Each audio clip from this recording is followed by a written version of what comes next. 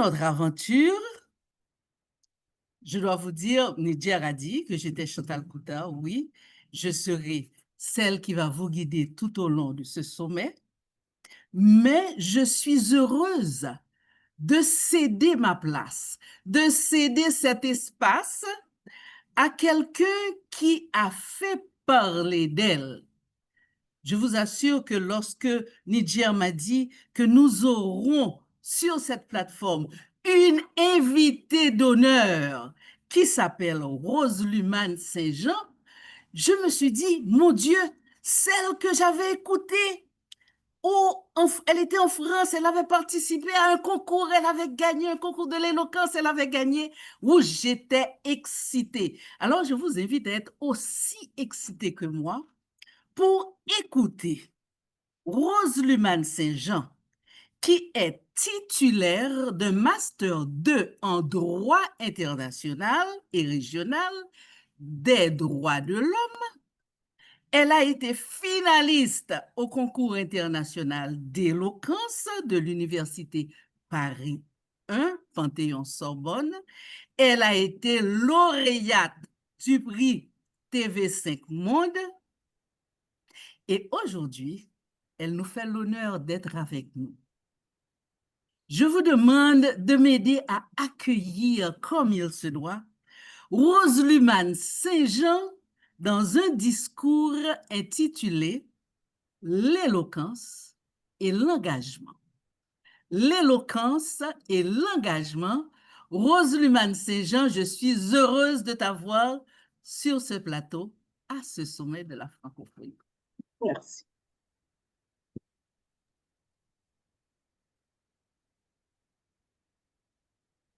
Mesdames, Messieurs, en vérité, je vous le dis, je ne suis pas de ceux qui fuient leurs responsabilités. Cette assertion, d'ailleurs, n'est pas de moi. Elle a été attribuée au personnage de Frantz Fanon dans le film En son honneur. Et elle résume parfaitement le sens et l'essence même de ce que je viens défendre ici aujourd'hui, l'engagement. Celui que l'on accepte de plein gré, mais aussi celui qui parfois s'impose à nous par la force des choses. S'engager, c'est d'abord refuser de détourner le regard face à l'injustice. C'est faire le choix courageux de rester humain là où l'inhumanité bat son plan. C'est accueillir la souffrance d'autrui comme une part inséparable de la nôtre. L'engagement est une brûlure profonde qui consume la conscience, une voix inéluctable qui hurle « Je ne peux pas rester immobile, les bras croisés face à l'injustice ».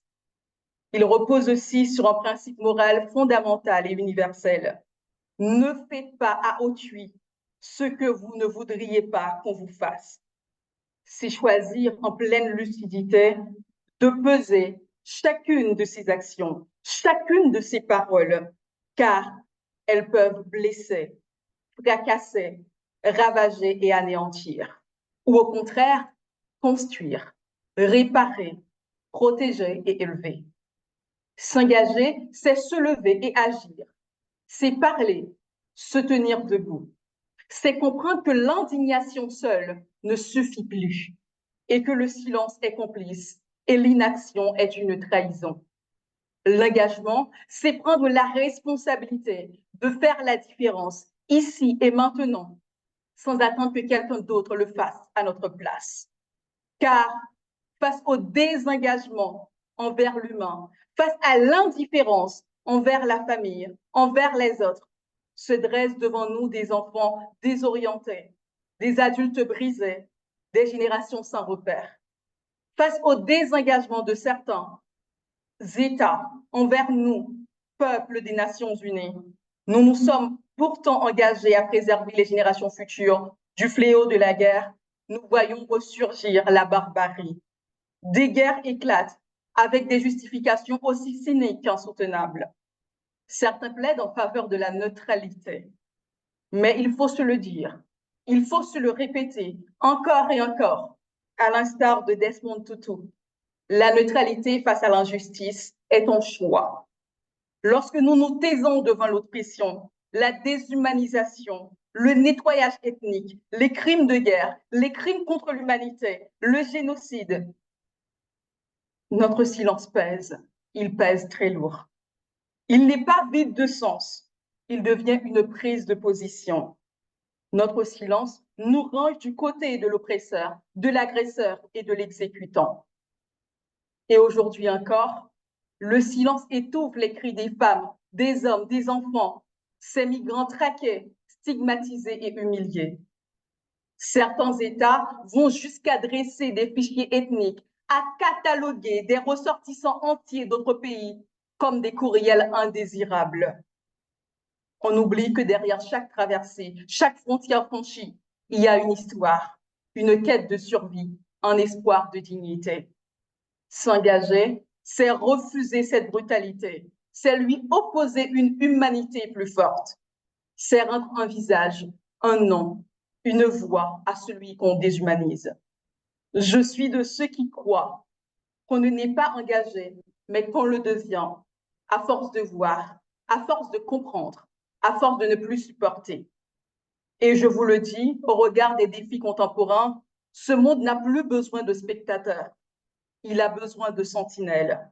Des sentinelles contre la corruption, oui, de ces pays qui accueillent à bras ouverts des hommes et des femmes d'État ayant pillé des ressources communes et qui, loin de toute reddition de comptes, vont jouir du confort à l'étranger, pendant que chez eux, des enfants meurent faute de soins et que des familles s'enfoncent dans la misère, privées du minimum vital, poussant ainsi leurs concitoyens à franchir les frontières, non pas par choix, mais comme ultime moyen de subsistance.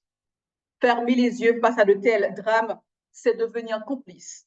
Complice de ce que l'écrivaine Mariam Viviane Nakoulman nomme le crime de vol contre l'humanité. Car ces sommes détournées, ces fortunes dissimulées, ces privilèges arrachés à la collectivité ne sont pas des abstractions. Ce sont des écoles, des universités qui ne seront plus jamais construites. Ce sont des hôpitaux qui ne verront pas le jour, des vies condamnées au silence et à l'effacement. Il ne s'agit pas seulement d'un crime économique, mais aussi d'un crime contre le genre humain, conduisant à des désastres sociétaux et humanitaires. Et ce vin rare débouché pour une seule personne pouvait, à lui seul, et ce vin rare débouché pour une seule personne dans le palais doré de l'exil pourrait à lui seul abreuver la soif de tout un peuple. Thomas Sankara l'aurait dit autrement. Oui, ce monde a besoin de sentinelles, des sentinelles contre l'injustice, des sentinelles contre l'oubli, des sentinelles contre l'impunité et contre toutes les formes de violence, qu'elles soient manifestes ou subtilement déguisées. La parole que nous avons, nous, oratrices, orateurs francophones, et de partout dans le monde, ne doit pas être un simple ornement. C'est une arme, un feu, une lumière. Elle éclaire, elle dénonce, elle libère et apaise. Mais elle oblige aussi, car parler, c'est choisir. Et celui qui parle sans s'engager ne fait que remplir le silence des Covid. S'engager, ce n'est pas un slogan, c'est un acte, une posture, un refus du confort de l'indifférence. Mesdames, Messieurs, je ne vous demande pas d'être parfait, je vous demande d'être présent, de ne pas laisser les poids du monde, les charges quotidiennes éteindre en vous la lumière du devoir, de ne pas permettre à la lassitude de vous voler votre humanité. Alors, à vous qui m'écoutez aujourd'hui, je vous dis ceci, engagez-vous. Engagez-vous même quand c'est difficile. Engagez-vous même quand c'est risqué. Engagez-vous parce que votre voix peut être la dernière chose qu'entendra l'injustice avant de tomber. Je vous remercie.